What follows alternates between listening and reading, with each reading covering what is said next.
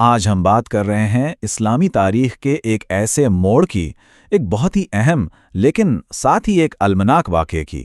جی، ہم جنگ جمل کی تفصیلات میں جائیں گے۔ یہ وہ تصادم تھا جس نے آپ یوں سمجھیں کہ مسلمانوں کے درمیان پہلی خانہ جنگی کی بنیاد رکھی اور تاریخ کا رخ ہمیشہ کے لیے بدل کر رکھ دیا۔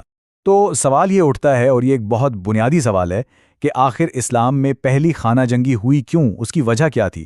اگر ہم اس سوال کا جواب ڈھونڈ لینا تو سمجھیں کہ اس پورے تنازع کی جڑ تک پہنچ جائیں گے۔ دیکھیں، جنگ جمل کوئی اچانک ہونے والا واقعہ نہیں تھا۔ ایسا نہیں تھا کہ ایک دن سب کچھ ٹھیک تھا اور اگلے دن جنگ شروع ہو گئی۔ نہیں، اس کی جڑیں بہت گہری تھیں، خاص طور پر اس سیاسی ماحول میں جو تیسرے خلیفہ کی شہادت کے بعد پیدا ہوا تھا۔ تو آئیے دیکھتے ہیں کہ یہ بے چینی کے بیج کیسے بوئے گئے اور کیسے یہ ایک بہت بڑے تنازع کی شکل اختیار کر گئے۔ سال 656 عیسوی تاریخ کا ایک بہت ہی، آپ کہہ لیں، طوفانی سال تھا۔ واقعات اتنی تیزی سے پیش آئے کہ سنبھلنے کا موقع ہی نہیں ملا۔ دیکھیں، جون میں تیسرے خلیفہ حضرت عثمان کی شہادت ہوتی ہے اور فوراً ہی حضرت علی کو چوتھا خلیفہ منتخب کر لیا جاتا ہے۔ لیکن سال ختم ہونے سے پہلے ہی انصاف کے لیے مطالبات اتنے بڑھ گئے، اتنے شدید ہو گئے کہ امت گہرے سیاسی اختلافات کا شکار ہو گئی۔ مورخین اس پورے دور کو ایک خاص نام دیتے ہیں، پہلا فتنہ۔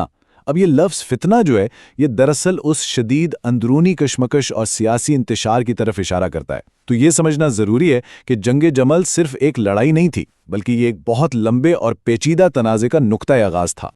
اچھا، تو اب ذرا ان اہم شخصیات کو دیکھتے ہیں جو اس پورے معاملے میں شامل تھیں۔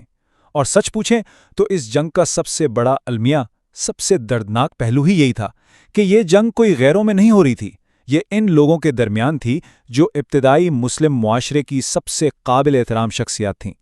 یہ اصحاب رسول صلی اللہ علیہ وسلم کے درمیان ایک تصادم تھا۔ اس پورے تنازع میں ہمیں دو الگ الگ موقف بالکل واضح نظر آتے ہیں۔ ایک طرف تھے خلیفہ وقت حضرت علی، جو کوفہ میں موجود تھے، اور ان کی پہلی ترجیح تھی کہ ریاست میں استحکام لایا جائے۔ ان کا نقطہ نظر یہ تھا کہ پہلے ریاست کو مضبوط کیا جائے، پھر انصاف کے تقاضے پورے ہوں گے۔ دوسری طرف بصرہ میں حضرت عائشہ، حضرت طلحہ اور حضرت زبیر تھے۔ ان کا مطالبہ تھا کہ نہیں، انصاف فوری ہونا چاہیے، کیونکہ ان کے نزدیک ایک جائز حکومت کی بنیاد ہی انصاف پر ہوتی ہے۔ اور یہ بات سمجھنا بہت ضروری ہے۔ اصل جھگڑا اس بات پر تھا ہی نہیں کہ انصاف ہونا چاہیے یا نہیں۔ دونوں طرف کے لوگ اس پر تو متفق تھے کہ انصاف ہونا چاہیے۔ اختلاف تھا تو صرف اس بات پر کہ انصاف کب اور کیسے کیا جائے۔ اور بدقسمتی سے یہی کب اور کیسے کا سوال آخر میں ایک مسلح تصادم کی وجہ بن گیا۔ تو پھر وہ دن آ ہی گیا جب یہ سیاسی اختلاف میدان جنگ تک پہنچ گیا۔ بصرہ کے قریب وہ کانفرنٹیشن ہوا جسے آج پوری دنیا جنگ جمل کے نام سے جانتی ہے۔ اچھا، تو اس دن جو کچھ ہوا اس کو ہم آسانی کے لیے 4 حصوں میں تقسیم کر سکتے ہیں۔ سب سے پہلے تو دونوں فوجیں بصرہ شہر کے باہر آ کر آمنے سامنے ہوئیں۔ اس کے بعد خون ریزی سے بچنے کے لیے جو آخری سفارتی کوششیں ہوئیں وہ بھی ناکام ہو گئیں۔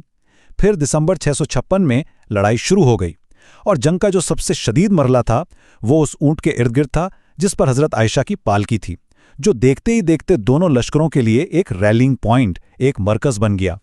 کہتے ہیں کہ اس جنگ کو دیکھنے والے ایک شخص نے بعد میں کہا، اور کیا خوب کہا، کہ یہ وہ دن تھا جس میں دونوں طرف سے کوئی بھی فاتح نہیں تھا۔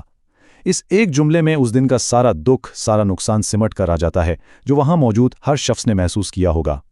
اچھا، اس جنگ کو جنگ جمل کہتے کیوں ہیں؟ بہت سادہ سی وجہ ہے۔ عربی میں جمل کا مطلب ہوتا ہے اونٹ، اور چونکہ ساری لڑائی کا مرکز وہی اونٹ تھا جس پر حضرت عائشہ سوار تھیں، اور جب وہ اونٹ گرا تو لڑائی بھی ختم ہو گئی، اسی لیے تاریخ نے اس واقعے کو اسی نام سے یاد رکھا۔ تو جنگ تو ختم ہو گئی، لیکن اس کے اثرات ابھی شروع ہوئے تھے۔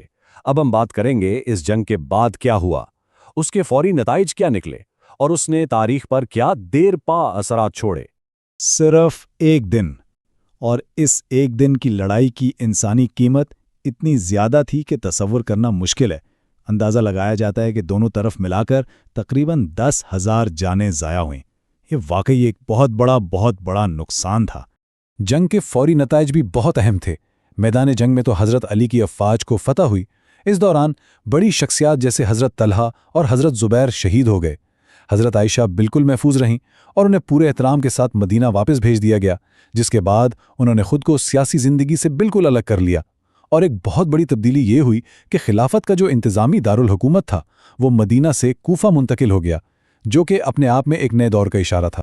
اگر ہم تاریخ کی نظر سے دیکھیں تو جنگ جمل ایک واٹر شیڈ مومنٹ تھا، ایک فیصلہ کن موڑ۔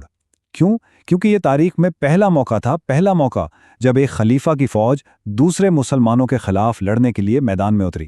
اس ایک واقعے نے نئی اسلامی ریاست کے اندر جو سیاسی اختلافات تھے انہیں ہمیشہ کے لیے گہرا اور پکا کر دیا۔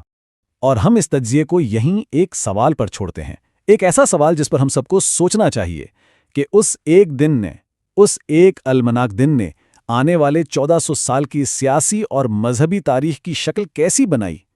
اس کے اثرات آج تک کیسے محسوس کیے جاتے ہیں؟ یہ ایک ایسا سوال ہے جو آج بھی بہت گہرا ہے اور غور و فکر کی دعوت دیتا ہے۔